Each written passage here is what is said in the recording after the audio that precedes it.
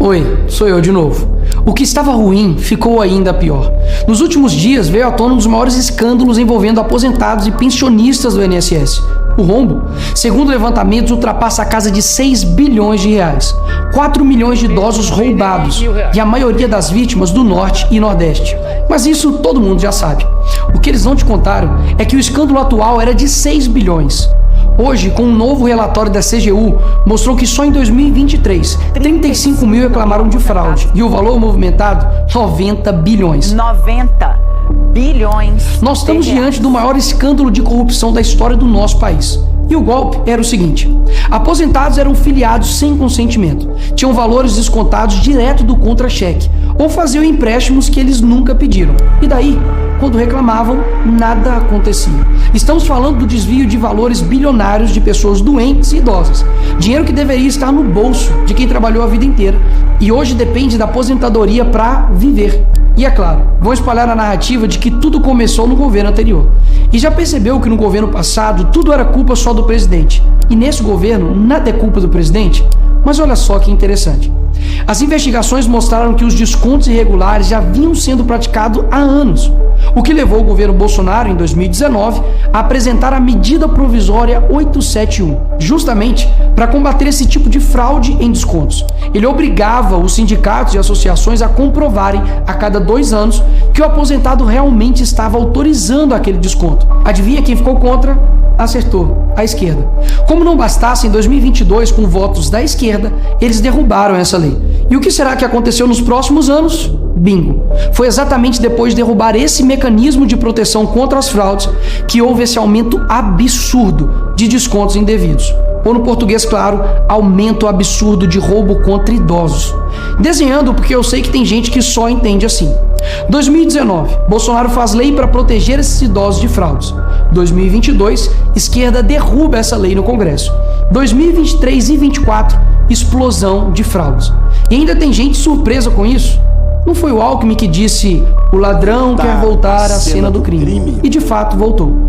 Desde o início do governo Lula, representantes dos ministérios da Previdência participaram de pelo menos 15 reuniões com entidades que hoje estão sendo investigadas. Inclusive, o próprio ministro, Carlos Lupe, e o ex-presidente do INSS, Alessandro Stefanuto, estiveram em 8 dessas reuniões. A entidade que mais participou dos encontros com os ministros foi a CONTAG, justamente a organização que mais roubou o dinheiro dos aposentados. E o escândalo é ainda mais grave. O relatório de auditoria da CGU revelou que, em muitos casos, as autorizações para descontos foram feitas em nome de pessoas que sequer tinham condições de manifestar a sua vontade. Foram encontradas situações absurdas.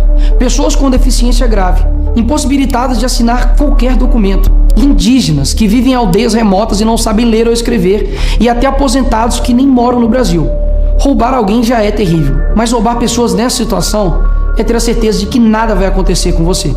Não é à toa que o relatório do próprio INSS mostra que o governo tinha ciência e sabia como barrar os descontos desde 2023. O Tribunal de Contas da União também sabia da denúncia desde 2023. Desde essa época, poderia ter ajudado as pessoas que foram vítimas, mas o julgamento ficou parado por mais de 1 ano, por um ministro do TCU indicado por Lula. E o sindicato investigado era do irmão do Lula. E o filho do Lewandowski, ministro do Lula, advoga para outra entidade acusada de fraude no INSS. É o país das coincidências. Ou seja, reuniram com entidades investigadas, foram avisados, confessaram que sabia e ignoraram. Fingiram que não viram. Agora, com a pressão do escândalo, o governo Lula trocou o ministro e só. Nenhuma consequência para ele. Engraçado, né? Se o pobre erra o CEP no cadastro, é fraude. Mas se o sistema desvia bilhões, é só trocar o responsável. O mesmo responsável que em 2011 também foi trocado pela Dilma por corrupção no seu ministério. Isso mesmo. Lula escolheu Carlos Lupe, um cara com histórico de corrupção para cuidar do dinheiro de idosos e doentes. E depois de 14 anos ele volta e cai de novo da mesma forma. Tudo isso está acontecendo e sabe qual é a solução do governo? O INSS usará o dinheiro do povo e devolverá o dinheiro aos aposentados e pensionistas. Traduzindo, as vítimas vão ressarcir o prejuízo das vítimas. E os criminosos, Nicolas, seguirão livres, sem punições. Que bela democracia. Eles roubam e quando a gente descobre, eles mandam a conta para o povo brasileiro pagar. Assim fica fácil roubar. é o crime perfeito. Tá, Nicolas, mas o que vocês estão fazendo contra isso? Eu e a oposição apresentamos um projeto de lei para proibir definitivamente esse tipo de desconto automático no INSS. E mais, preciso da sua ajuda para poder pedir para instalar a CPI dos roubos dos aposentados. E será lá nessa comissão que vamos investigar mais a fundo e poder colocar na cadeia quem foi responsável por isso. E aí sim, fazer com que eles devolvam esse dinheiro, não que você pague essa conta. Vá até a rede social do Hugo Mota e Davi Alcolumbre e peça para que essa comissão seja instalada. E por fim, vá urgente ao seu banco ou veja o extrato na sua conta pelo celular e veja se há algum desconto indevido. Só assim você saberá que está sendo roubado ou não e peça o cancelamento imediato desse roubo. E sim, o tempo passa rápido. Eu sei que muitos não pensam no futuro, mas um dia ele chegará. E que nesse dia tenhamos feito algo para chegar aqui diferente do que estamos vivendo agora.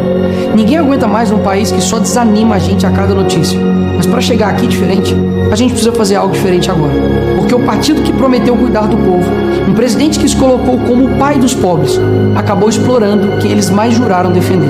Mas eles só chegaram lá porque muitos acreditaram neles. E até quando? Porque quando chegar aqui, talvez seja tarde demais para mudar o Brasil.